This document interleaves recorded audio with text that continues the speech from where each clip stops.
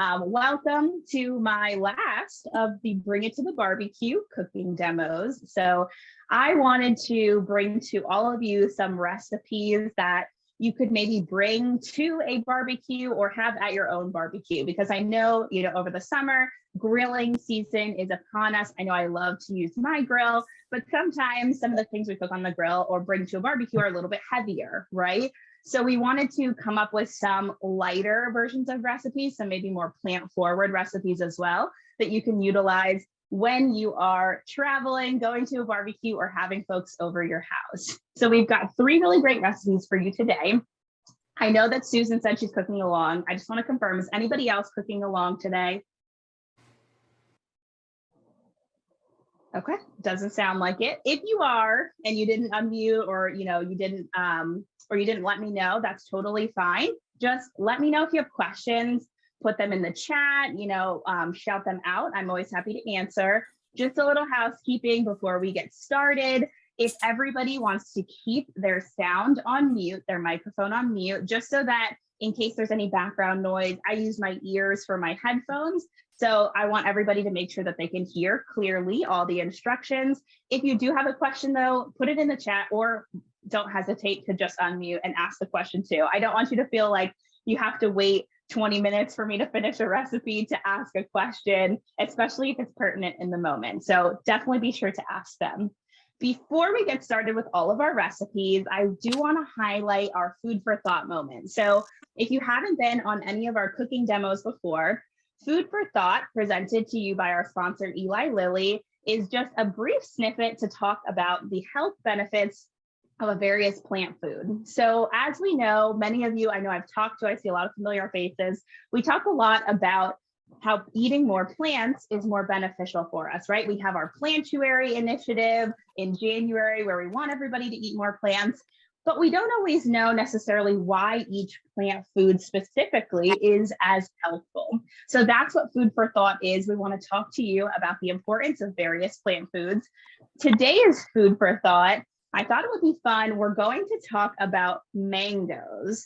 So I love mangoes. I know that mangoes are used in a variety of dishes. I love the fact that they're so versatile. We can use them in sweet dishes. We can use them in savory dishes like a mango salsa, or mango in some sort of taco or burrito or what have you.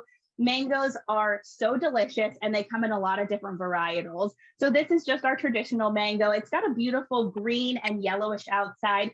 You may see some red, you may see some brown speckling on the outside. When you go to choose your mango, if you need it right away, you want it to have a little bit of give when you press down on the skin. So you want it to give a little bit. You don't want it to be super firm. If it's firm, what you need to do is just let it ripen a little bit on the counter. Once it gives a little bit, you can pop that in the fridge and it'll last longer at its perfect ripeness. So mangoes are part of our stone fruit family, and they're so healthful. I couldn't even list to you all of the health benefits of mango because there are just so many. The one thing that's so important and great about mangoes is that they're rich in polyphenols. There's actually 12 different polyphenols, over 12, in mangoes, in the stone in the middle, the flesh, but also the skin on the outside. Traditionally, we're just eating the insides, but all of the mango comes with health benefits. Those polyphenols act as antioxidants in our body, meaning they're going to help fight oxidative stress. So they're going to help protect our cell health. Also, on protecting our cells, they're very high in vitamin C. So one serving has over half of the vitamin C that you need in a day. So it's going to support our immune cells and function, which we know, especially as the summer colds come around, that vitamin C is a very important part of our day-to-day. One serving also has 7% of the daily value of fiber. So if you've heard me before talk about gut health and the importance of your GI tract, a lot of our immune cells are actually born in our gut. And so when we are having such a fiber-rich food to enjoy, it's going to support our immune cells. plus that benefit of the vitamin C too. It's a great source of fiber, but also those natural sugars for that sweetness. So it's got that pairing together, as well as it has magnesium and potassium to support a healthy heart and healthy blood flow. Plus, the beautiful color on the inside represents those antioxidant nutrients, those phytochemicals, specifically lutein and zeaxanthin for our eye health. So there are so many benefits to our mangoes. As you can see, the list goes on and on. But next time you're thinking of adding something to a dish, especially on top or mixed in, mango is a perfect addition because of the many different benefits. We're going to use mango towards the end, but I'm excited to show you how I cut mango because I feel like that can be an intimidating factor to a mango. So I want to show you how to cut it a little bit later on. So I'm going to put it off to the side for now. We're actually going to go ahead and get started with our black bean burger recipe. So for the black bean burgers, I've got a couple different things set up. I've got my oven set to 325. Also, it sounds a little bit like somebody has their voice on. Thank you. I have my blender over here. If you have a blender or a food processor, that's what we'll be using. I do want to highlight for this recipe, if you don't have a blender or a food processor, you can certainly make the recipe without it. So I'll talk to you a little bit about what that looks like because I know we don't all have one lying around our kitchen, and I don't ever want anybody to feel like they have to go out and get an expensive cooking equipment. So to start out, I have a baking sheet lined here with a silicone mat. So if you haven't heard me talk about my silicone mats before, I love them because they reduce waste, right? Usually we use parchment or aluminum foil. They also don't get hot in the same way. So we're going to cook some things on our silicone mat, and then I'll show you, I can just pick it up and I can pour everything into my blender. So they are great.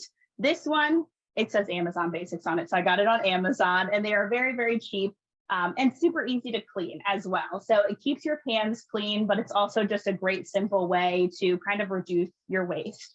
So I've got my silicone mat here on my pan.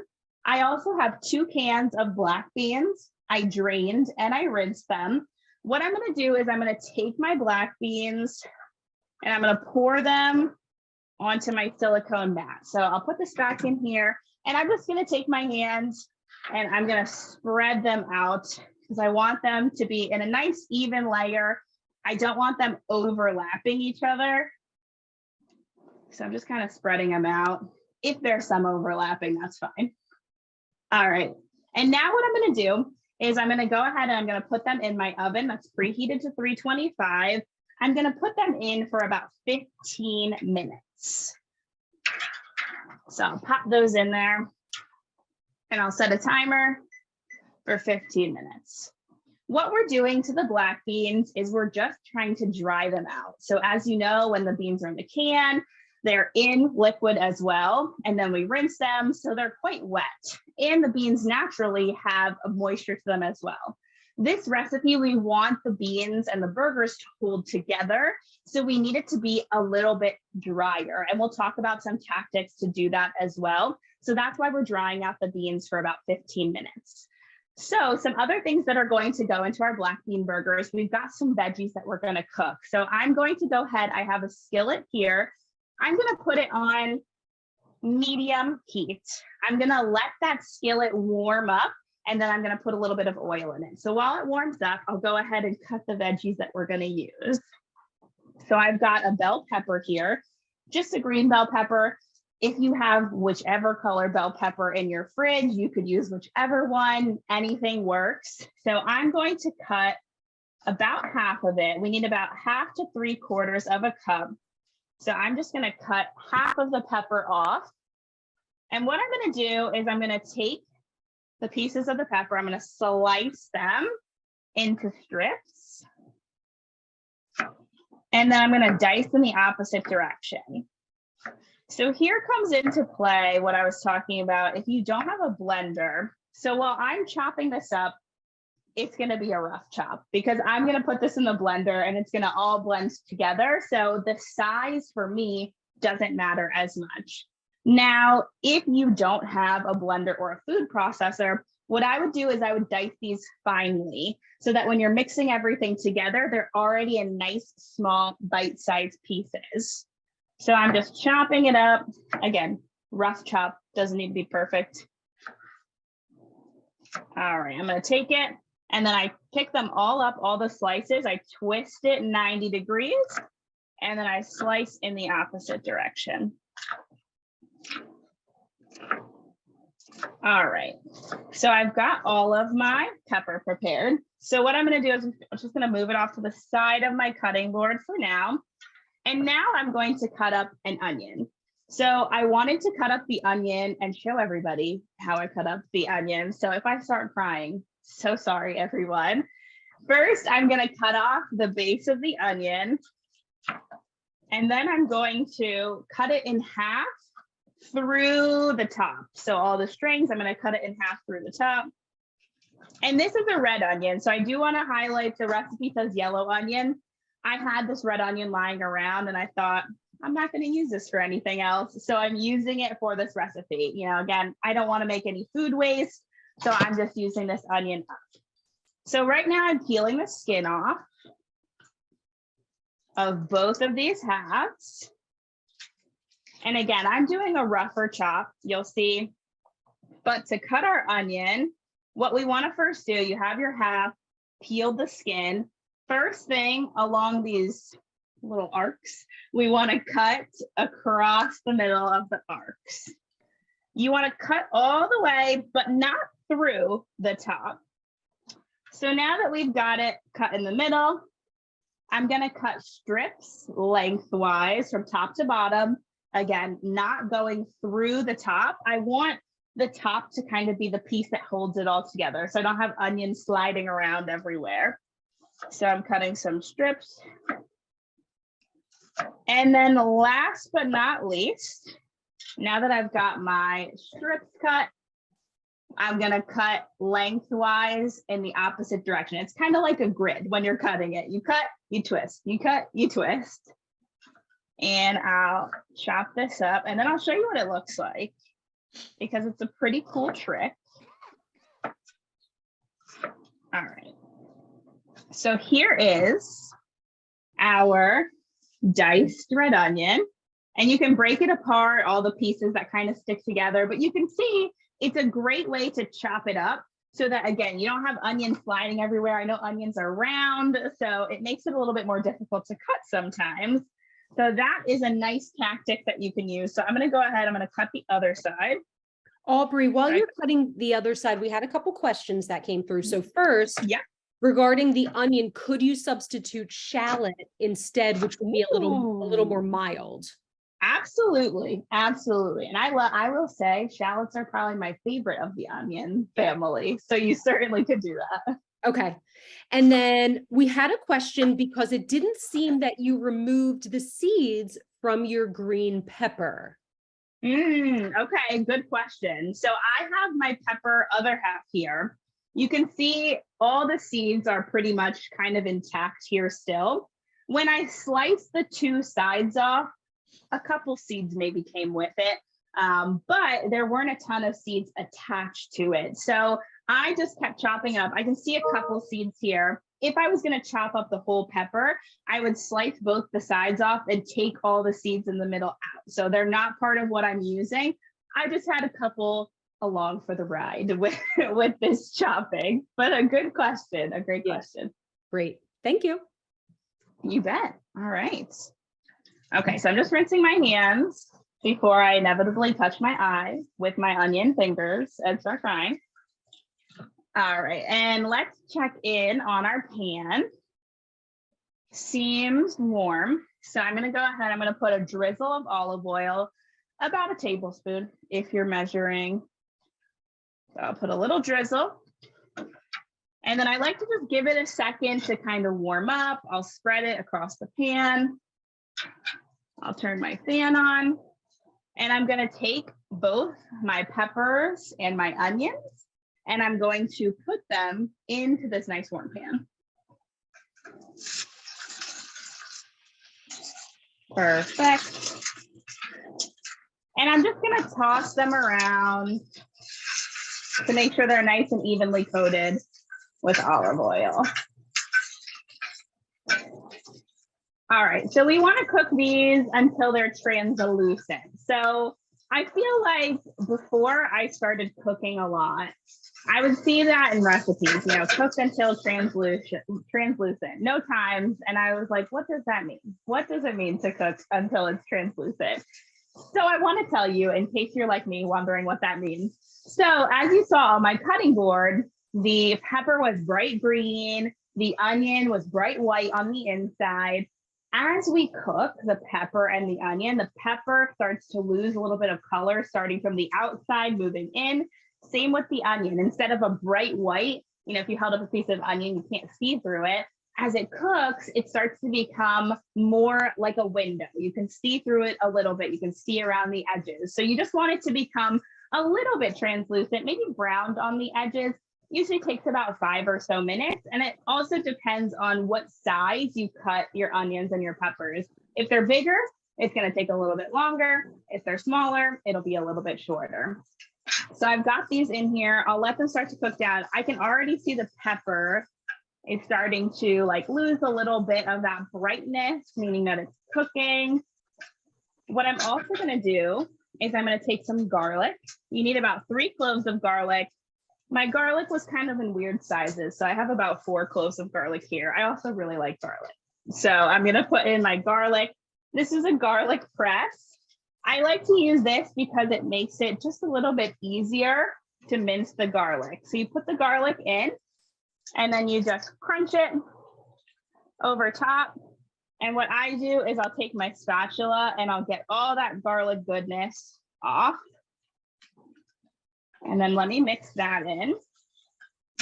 And I've got 2 other cloves. So then it actually has a little tool on the outside. You flip it back, it pushes the insides out. You don't have to peel your garlic either with a garlic press. That's why I like the garlic press. It just takes some of the steps out of it. All right, I'll put my other 2 cloves of garlic in, press,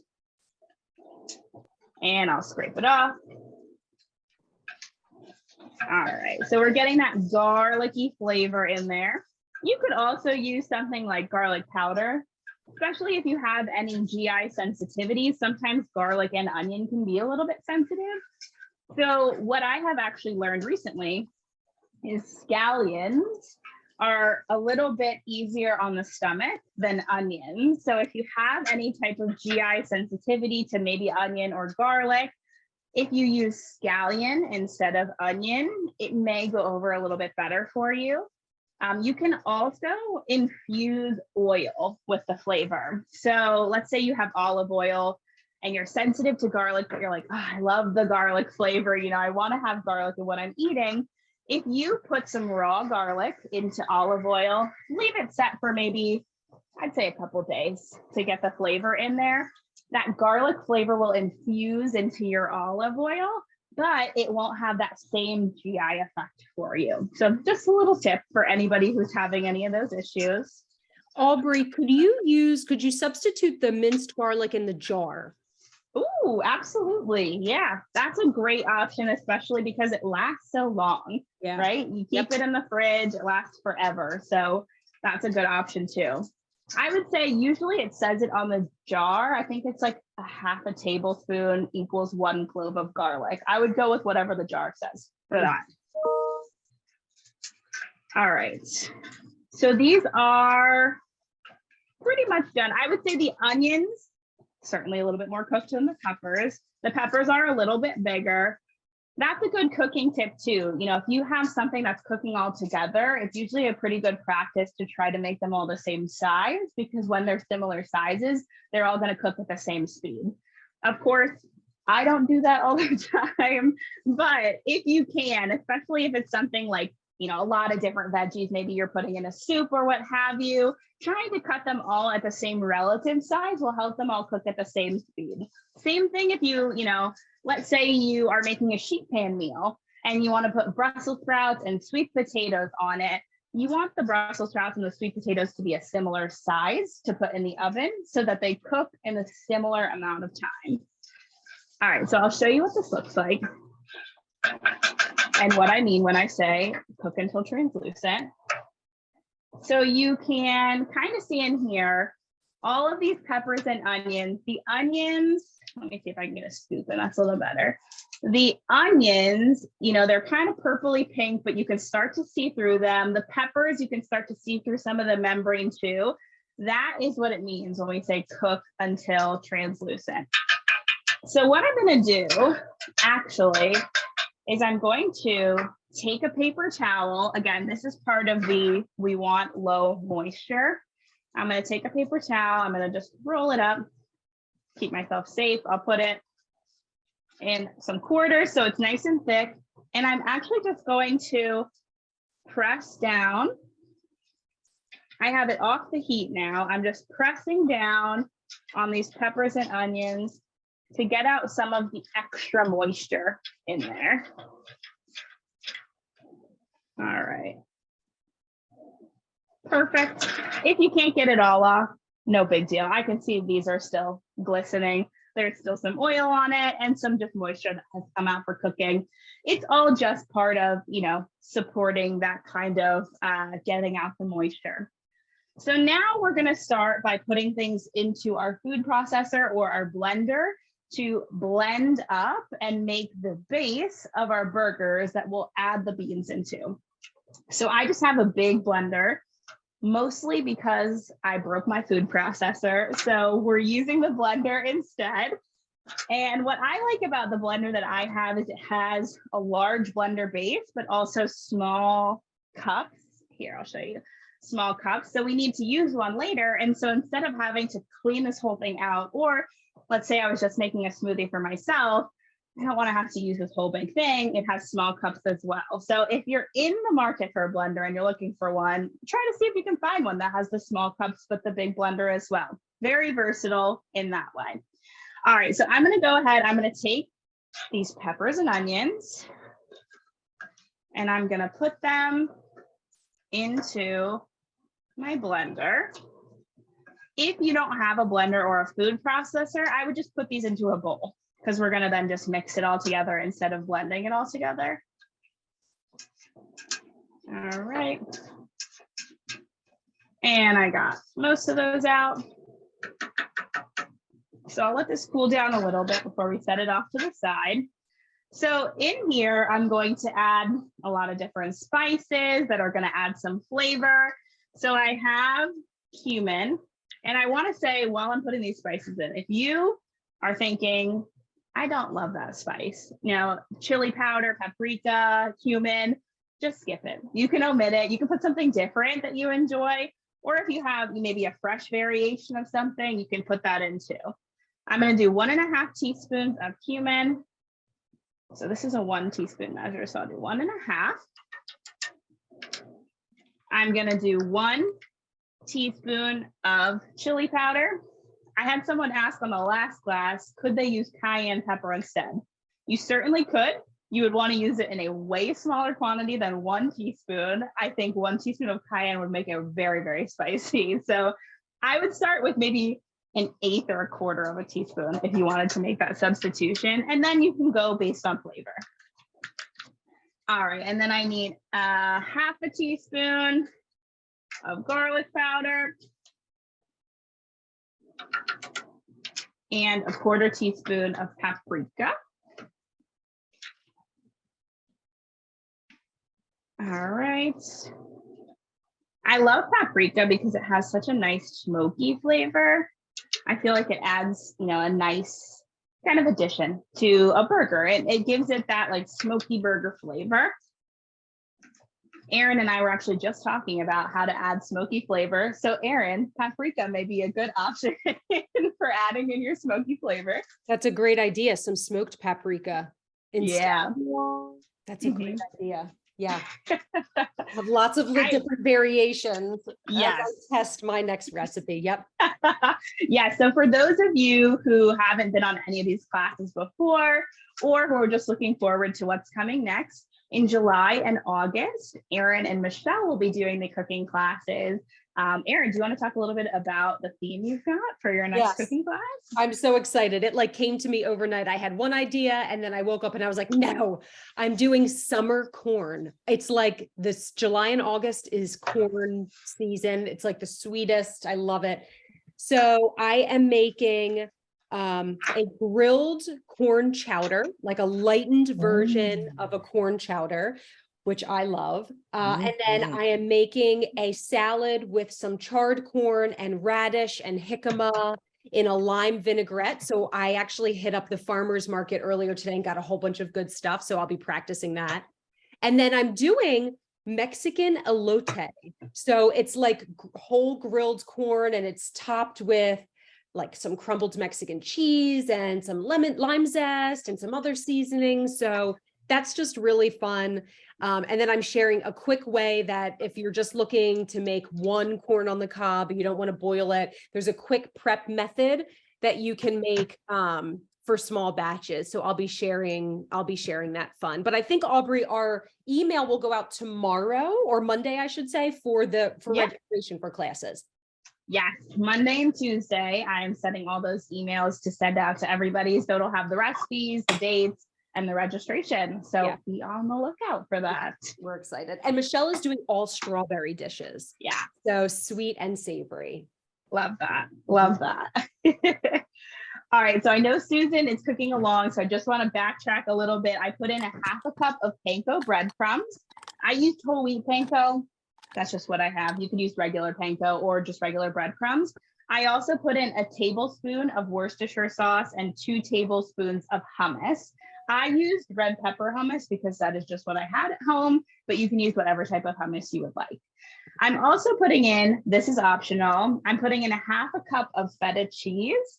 So I'm just breaking it up. It helps kind of stick things together, but it does add some moisture. So especially if you're planning to cook these out on the grill, where you need something to hold together really well, unless you've got like a cooktop or something like that, I would say try it without the feta first and see how that goes. But I like the saltiness it adds, so I'm just crumbling it in. You could use a vegan alternative, again, or you can just completely omit it. So you don't necessarily need to have the feta. It's just another option to put in.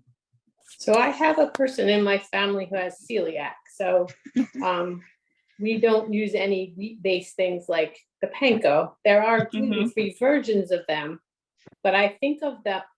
This is a question, the long question. So I crunched up some gluten-free crackers here, but a smaller amount, because that's what I had. And that some of the gluten-free bread is also taste-free, as you probably know. But are the panko supposed to help hold it together? Yes. Part of it. So they dry it out a little and help hold it together. But I would say like even a gluten-free alternative to panko, if you had a gluten-free breadcrumb or you made your own, let's say you had some gluten-free bread, you pulsed it up to make it into breadcrumbs, or like your cracker idea, those all would help again, still to hold it together and kind of, sop up some of the moisture so that it's not as wet of a batter. So I would say any of those are great options. The other thing I've done is use egg whites, but they're more moisture. And so, what's your thought about that for this particular recipe? Just adding a little. Yeah, no, good question. There are eggs in the recipe. So I would say adding an egg white would add maybe more moisture than you would want, because then I think the batter would be really damp and wet and not hold together as much. You could also even, as I'm just like thinking and thinking about it, you could pulse up some seeds or some nuts perhaps, and mix those in. Again, it adds that like textural element, but also helps to absorb some of the moisture so it sticks together. I would certainly say something dry is the way to go instead of an egg white for this specific recipe. But I think there are lots of recipes where maybe an egg white would work, in a comparable way. Thanks. Of course. I wonder Fantastic question. If you could even do a little bit of like rice or quinoa, like a grain that's naturally gluten-free, that would also sort of suck up some of that moisture as well. Yeah, I think that would be a great option too, to put that in. especially if you're using a blender or a food processor, because it'll just kind of pull all together and still stick together. So I think like a rice or a quinoa would be a great gluten-free alternative. All right, so I put in 2 eggs. If you do not use eggs, or like, I don't really want to put the eggs in, you could always make a flax or a chia egg. So to do that, you take 1 tablespoon of the pulsed seed, so chia or flax seed. You put it with 3 tablespoons of water, let it sit for a little bit. It like soaks up all of that moisture, kind of how we were saying with, you know, putting it potentially in the batter, and it makes the texture almost of an egg. So that is a option that you could kind of pursue as well, instead of using a traditional egg. And that's something that you could, again, use to kind of add in that textural element to help keep it all together, but also help to moisten it as well. Tanya said, what's the cookbook in the corner? This is the Cancer Fighting Kitchen cookbook, of course, that you would have gotten in your care box. And so none of the recipes today are from it, but I do make a lot of recipes from it, especially for wellness orientations and things like that. So I just keep it in my kitchen all the time. All right. So any other questions before I pulse this all together? I don't see any more. Perfect.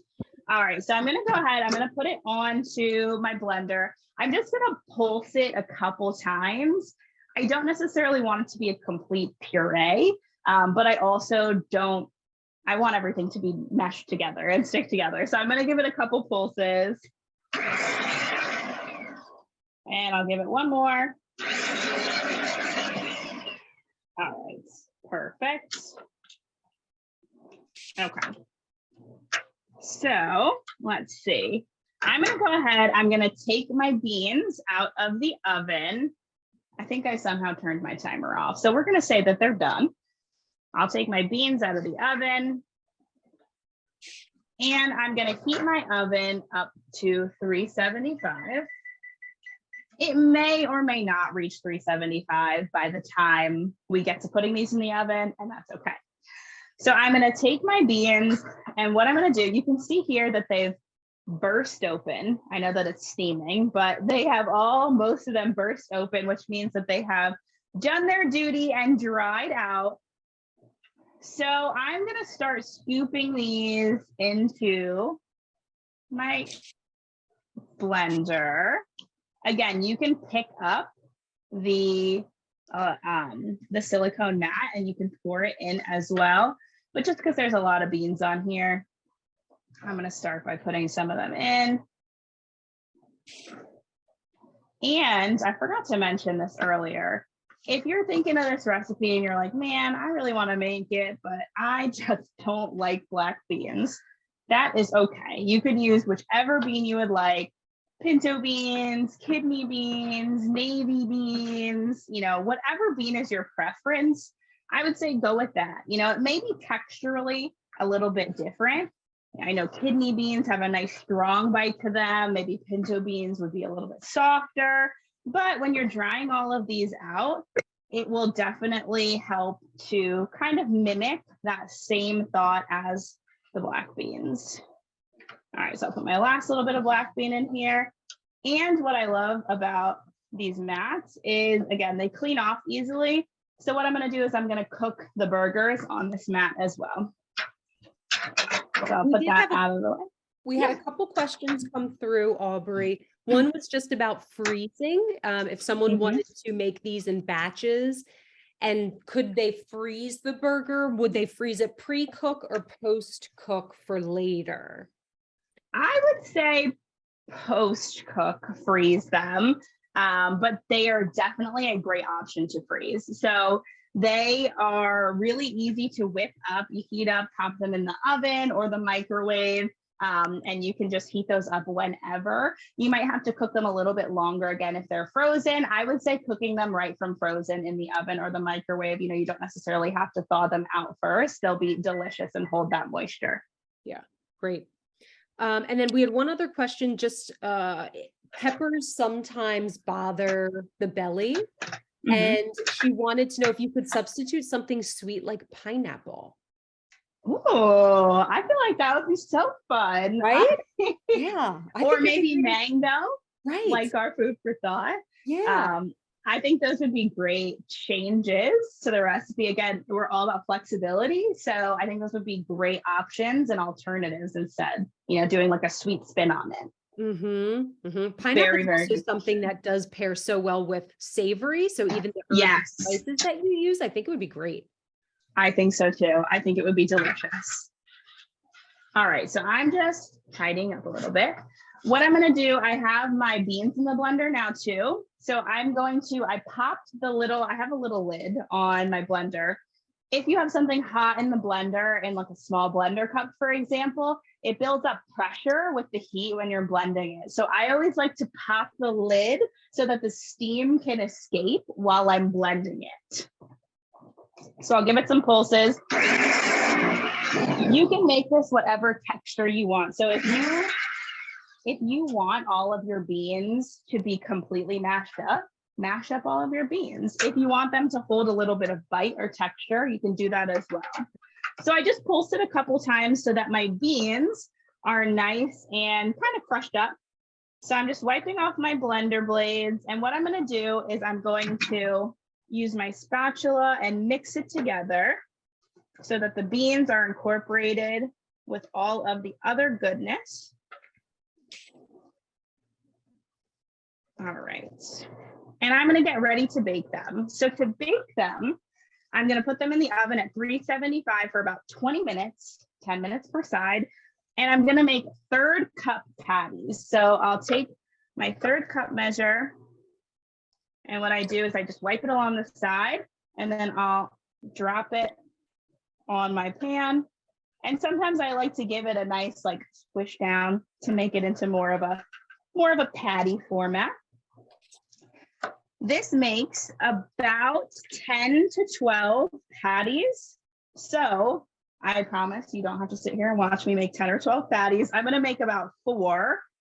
And I'm going to get a spoon out actually to scoop it out. I'm going to make 4 and then I'm going to cook the rest later. So even if you're like, I only have time to make a couple, you could make some now and then just keep the batter. I would say don't keep it too long because it does have egg and cheese in it, but keep the batter in your fridge. And then maybe the next day or later that day, you can cook up the rest and then pop them in your freezer, even if you don't have a use for them. If you are bringing these to a barbecue, I would say make the patties and you can cook them, or if you want them to be cooked on the grill, make the patties and you can put them in the fridge or the freezer so that they get nice and firm when you're putting them onto the grill. All right, so I've got my 4 patties. Perfect. I'm just spreading them out so they look a little bit more like burgers. They don't have to be perfect. All right, and I'll show you what it looks like. Here are our burgers. So we're going to give them a cook 10 minutes on each side. So I'll set my timer for 10 minutes. All right, and with that, I'm going to start moving this stuff to the side. We're going to start on our herb potato salad recipe while I'm moving all this over. So traditionally, when you think of a potato salad, you probably think, creamy, maybe it's got mayo in it. And maybe you're thinking that's a little heavy for me to enjoy. I'm not sure that I'm going to really want that. So this potato salad has an oily vinaigrette type base to it. And so it's so good. And it turns this beautiful, vibrant green color, which is so nice.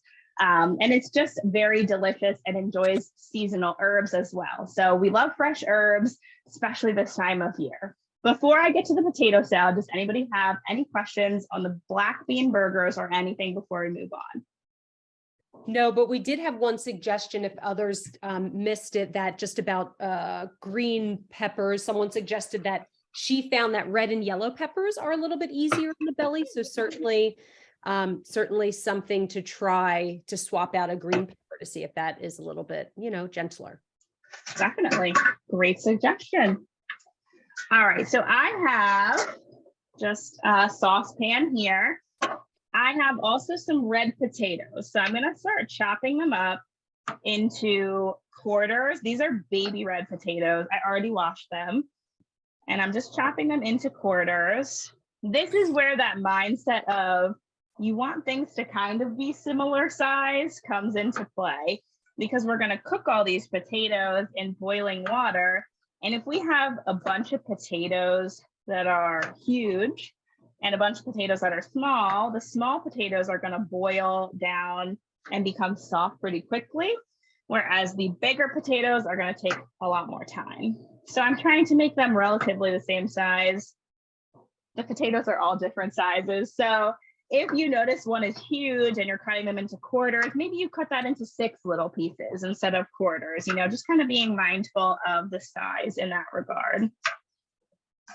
All right, so I've got half of them here. I'm going to dump them into my pot just to give me some more space. And there's nothing in the pot yet. It's completely empty besides these potatoes. All right, and I'm going to cut the rest in here. This is about a 1.5 pound bag. Recipe calls for 2 pounds. You know, you can make the recipe with however many or few potatoes you would like, or you can switch it to a different type of potato. Somebody told me they made it with sweet potatoes and it was really good.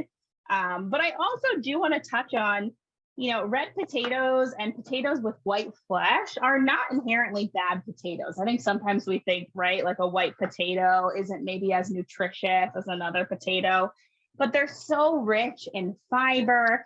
They've got carbohydrates for energy, and they've also got tons of vitamins and minerals in them too. So definitely feel free to enjoy your potatoes of any variety that you like, and know that they're giving you a ton of nutrition. I did one of my food for thoughts on red potatoes. So if you're wondering what are all the specific vitamins and minerals, you can go back on our food for thought page and you can always watch that and just learn a little bit more about the benefits. All right, so I've got all my potatoes. Perfect. So what I'm going to do is I've got my potatoes cut up in here. I'm going to fill it with water until it's just about an inch above my potatoes.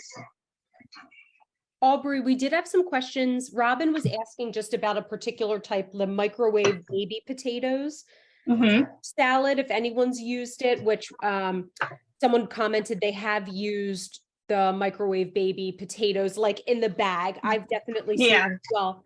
But then we had a question just about microwaving in general, and if that is, if that reduces nutritional content of food, or if that is good at preserving nutritional content. You want to comment on that?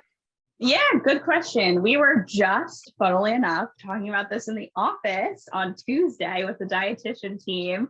And we were talking about how microwaving things like produce, you know, to cook them helps to really preserve a lot of the nutrition in that produce item. So you don't have to worry about microwaving and thinking that it's going to lose all of its nutrition power. No, it's going to keep so much of that when you use the microwave to steam or cook or what have you. So certainly a safe method of cooking to keep in all of that nutrition that you want to get from your different produce items. And I would say something like the microwave bag of potatoes is a great quick option for this. So we're going to have to wait for all these potatoes to cook, but if you have the microwave bag, you pop it in the microwave for 2 minutes, then you're ready to get going with the recipe. So really, really great question.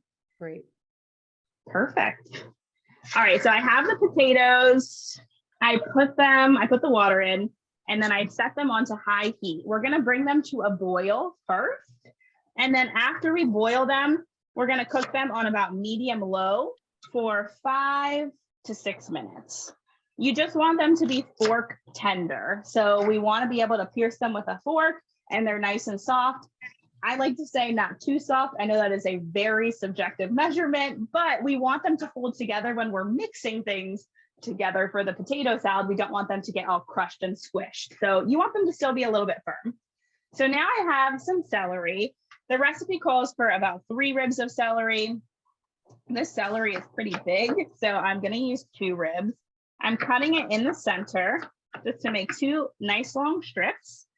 And then I'm just gonna slice them into some smaller pieces. This adds an additional bite to the potato salad in the end. And don't ask me why, I like to cut them at a little bit of an angle, kind of like I'll show you what I mean, at a diagonal angle. And I think it helps with the fibers too of the celery specifically. Sometimes we get a little caught up in those fibers when we're cutting it straight across. When you cut it slanted, it's a nice smooth motion. All right, so let me chop up the last of these. And then we're gonna go ahead and make our sauce for our potato salad while the potatoes are cooking away. We'll check back in on them infrequently, but sometimes. All right, so I'm gonna go ahead and put my celery in this bowl.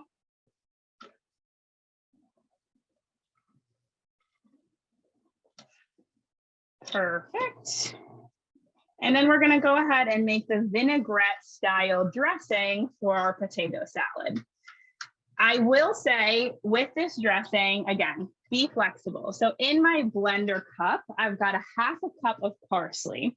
If you're thinking, I don't like parsley, or maybe I want to use something different, I have something different growing in my garden, like cilantro or another leafy green herb, absolutely use those. I'm also going to put in, I have a 1/4 cup of olive oil and 2 teaspoons of Dijon mustard. I'm going to pour those in with it. All right. And then I have some garlic. So I'm going to go ahead and take my garlic press. I have 2 cloves. I'm going to press in my 2 cloves of garlic. Again, I always try to get all the extra garlicky goodness off. Perfect. And just checking my timer, I've got about a minute left before I have to flip the burgers. All right, and then I have some scallions, but also this is called a purpleette onion.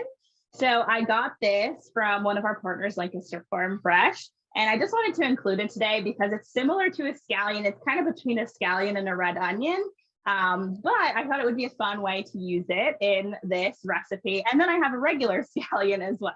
It calls for about 4 scallions, but these are both pretty big, so we are going to use these. I'm just going to chop off the base. I already peeled them, took that exterior skin off of them, and I gave them a little wash. I'm just going to really roughly chop up the tops. I cut off the base of the purpleette onion because it is a little bigger, so we will cut that separately. But then I'll take these, chop them in.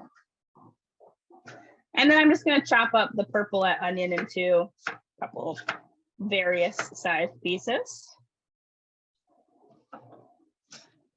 All right, and I'll pop that in the blender. And I'm going to take a pause before I continue because I know that my timer is about to go off to flip my burgers. So I'll stop the timer. There were like 15 seconds left. I'll take out my burgers. And so this is what they look like. Beautiful. And I will go ahead and give them a flip. What I have learned, especially with things that are softer, you want to be confident in your flip. I know that sounds silly, but the slower you go makes it sometimes more difficult to flip them because you're peeling away at all the things that are sticking on it versus when you have a nice big push underneath, it helps to keep everything together and it makes it easier to flip. All right, so I've got my burgers now flipped and I'm going to pop them back in the oven for 10 more minutes. All right, let me check on the potatoes. Not yet boiling, but we're getting there. So I'm gonna finish up this dressing and then we'll actually get ready to move on to the next recipe too so that we can wrap everything up with a bow. So in here, I've got my scallion, my parsley, my olive oil, my Dijon, my garlic. I'm gonna put in some lemon juice too. So I like to roll the lemon on the counter to free up some of the juices. And then I need 2 tablespoons of lemon juice. So I have my handy dandy juicer here. And I'll just take half. I try to squeeze out as much juice as I can. And it looks like a little bit more than 2 tablespoons, but that's totally fine. I don't mind a little extra zing, so I'll pour that in. And then I'll give it a quick little blend. When our potatoes are done, we'll see if I remember, I need to save a 1/4 cup of potato water, but if I do forget, you can use a 1/4 cup of regular water also. I always like to highlight that. I think out of the 3 cooking demos, I remembered once to save my potato water. So we'll see today, everybody. All right, so I'll give this a little blend. And then I'll just shake it up to get the herbs to the bottom.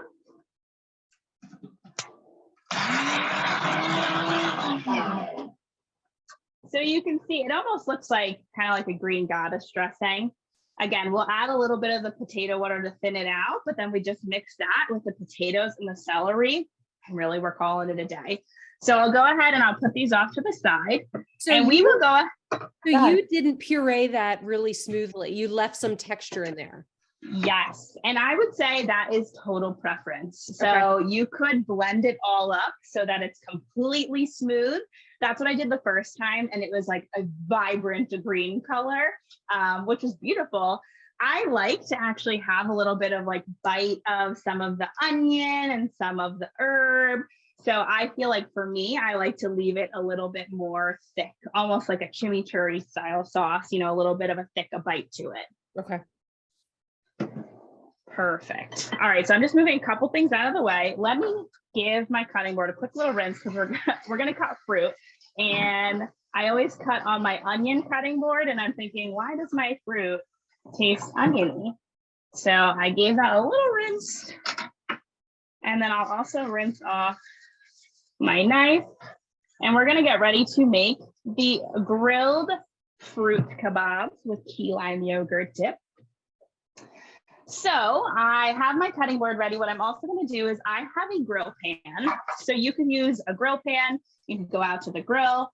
You could just use a regular pan or put them in the oven. Really what we're doing is we're just kind of crisping and warming the fruit, to which I know is not something we usually do with fruit, but that's a very fun kind of switch up, enjoying a warm seasonal fruit. So I'm going to heat my pan on about medium. It's cast iron, so it gets nice and hot. And there is a top piece to it that has the grill line. So the base has the grill. The base is a little bit ugly, so I won't show you that. But this has the grill lines on it too. So then it gets some of those grill lines on it. And this is cast iron as well. So it's heavy, so it weighs it down while you're cooking it. So I like it because it kind of presses down the fruit and like squishes it out a little bit.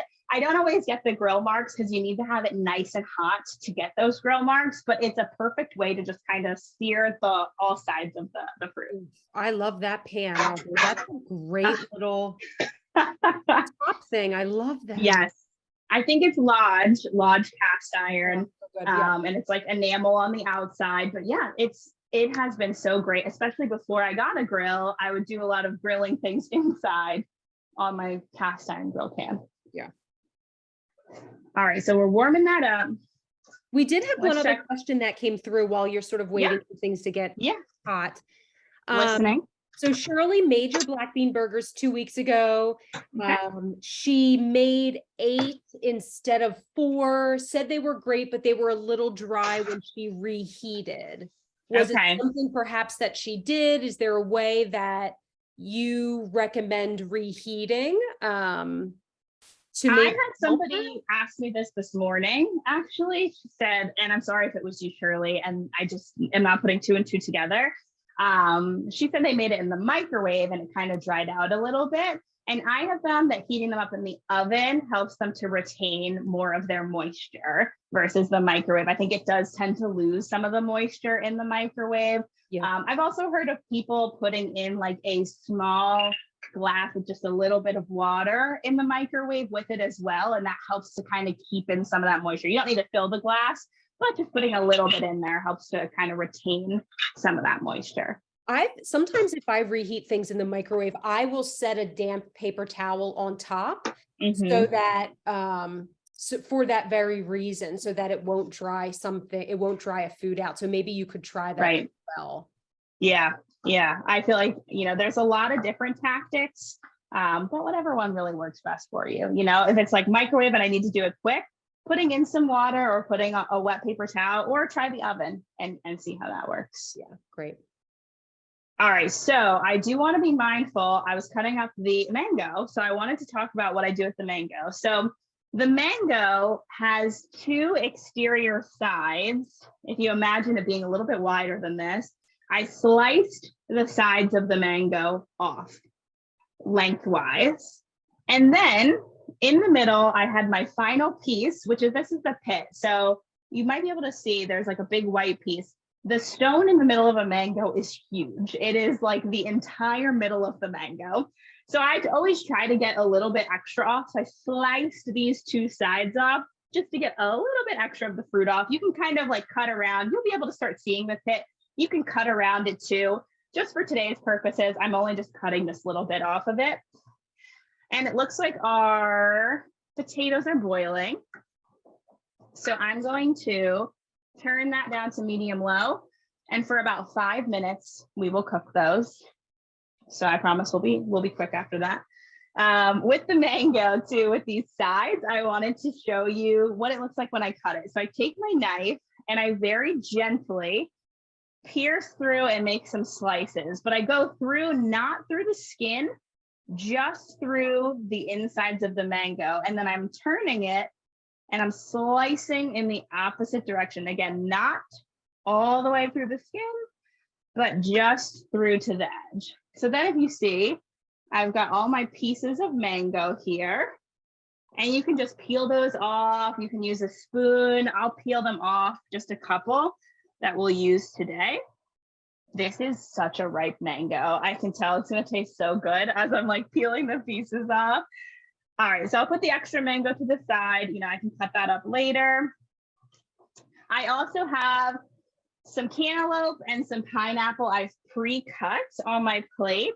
I have a kiwi that I just cut in half. I'm gonna take a spoon to scoop it out of the skin.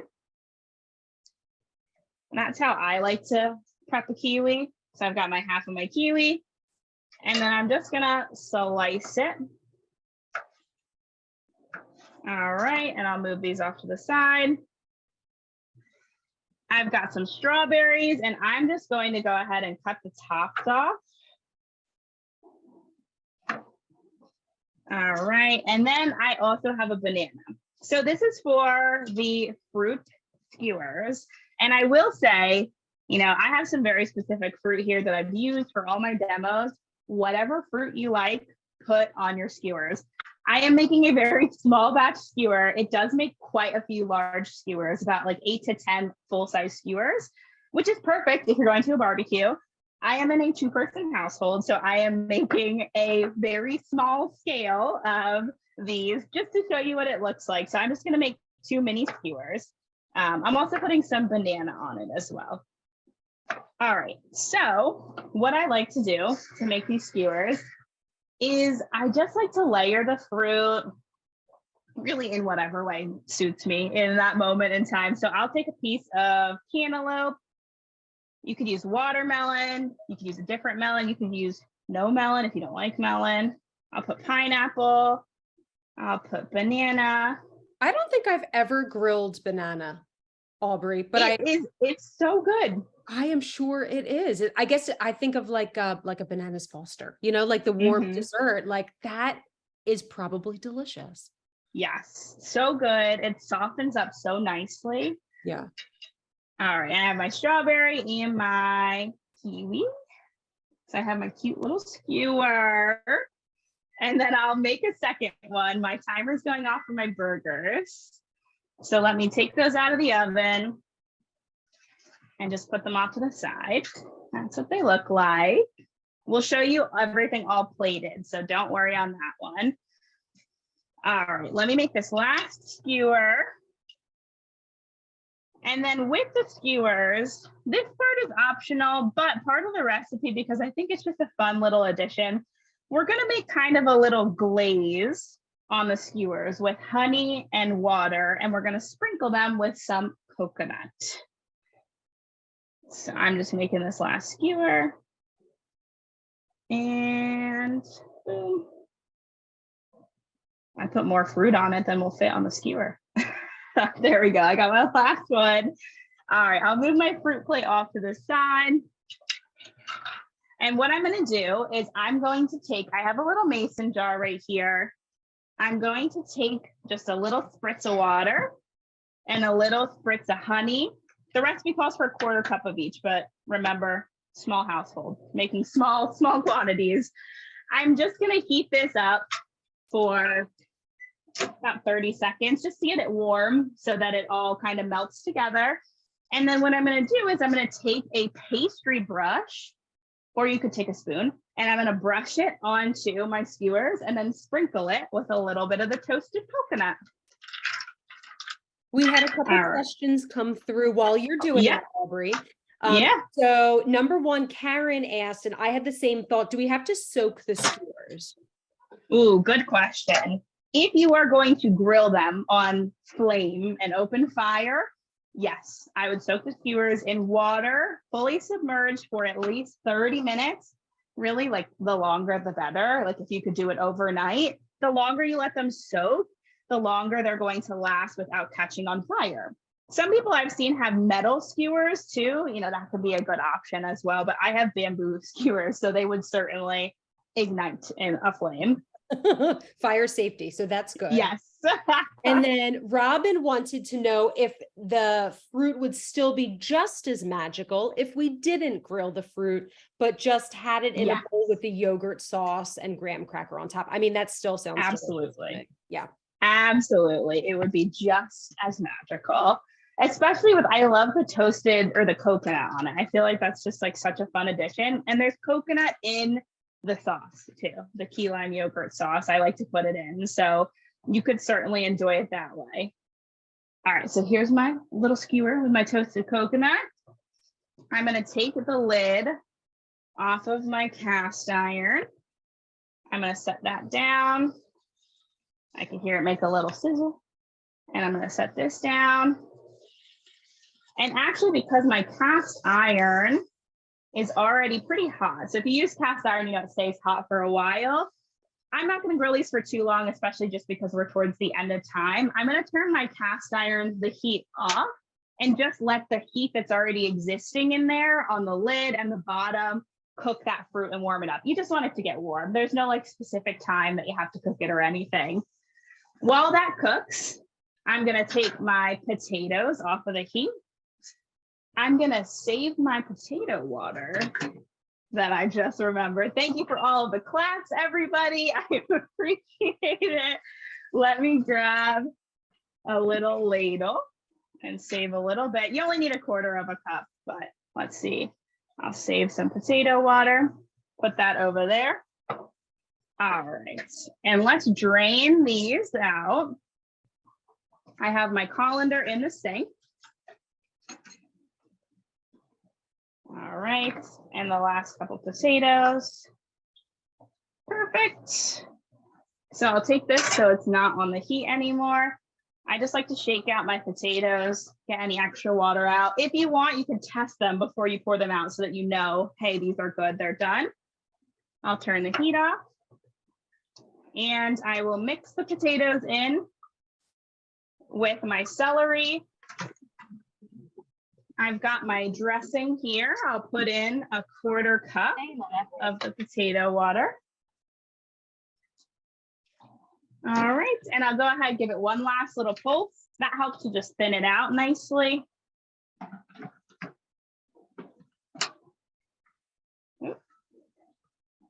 There we go. All right, and so here is the dressing all finalized. I'm gonna drizzle it over, and what I do like to highlight with this, honestly, the longer you let this potato salad sit and you don't eat it, the better it becomes, because it soaks up all of that dressing in the potatoes and just becomes more and more delicious over time. All right, so let me give this a little mix.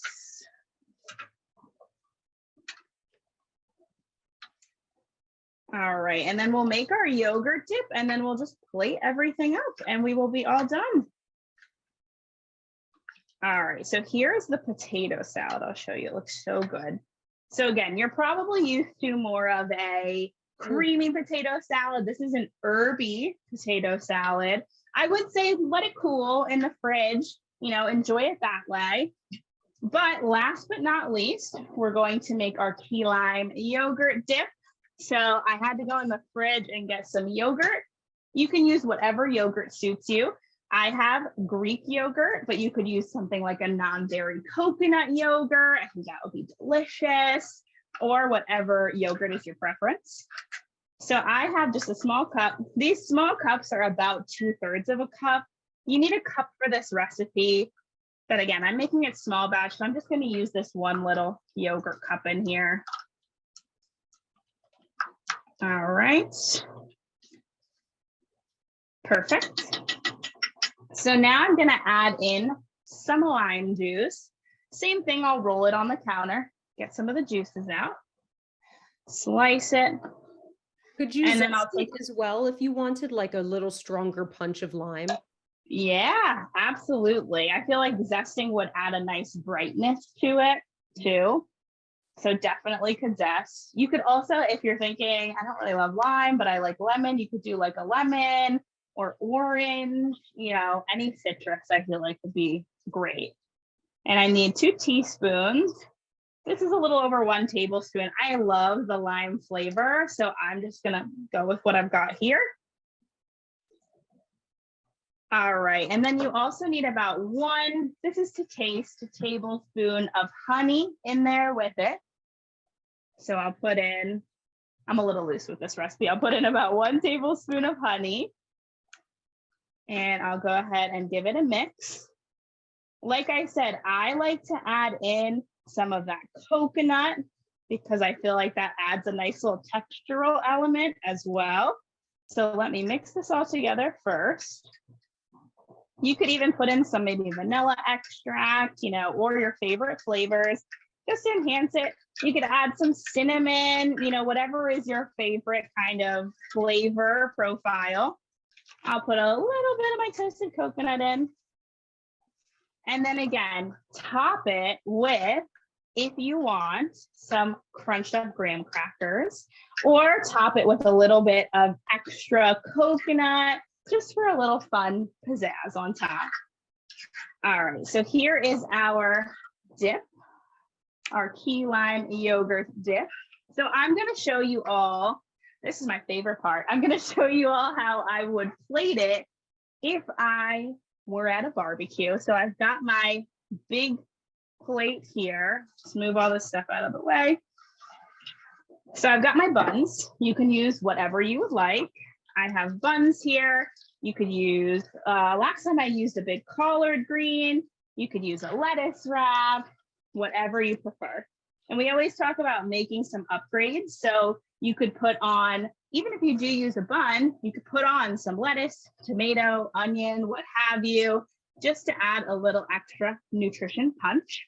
So I'm gonna go ahead and grab a burger over here. This is what they look like. They are very well held together. They are perfect. So I'll put that on the bun. I'll take a little bit of my potato salad and I'll plate that as well. All right, and then I have my fruit. So I'll go ahead and I will take that off.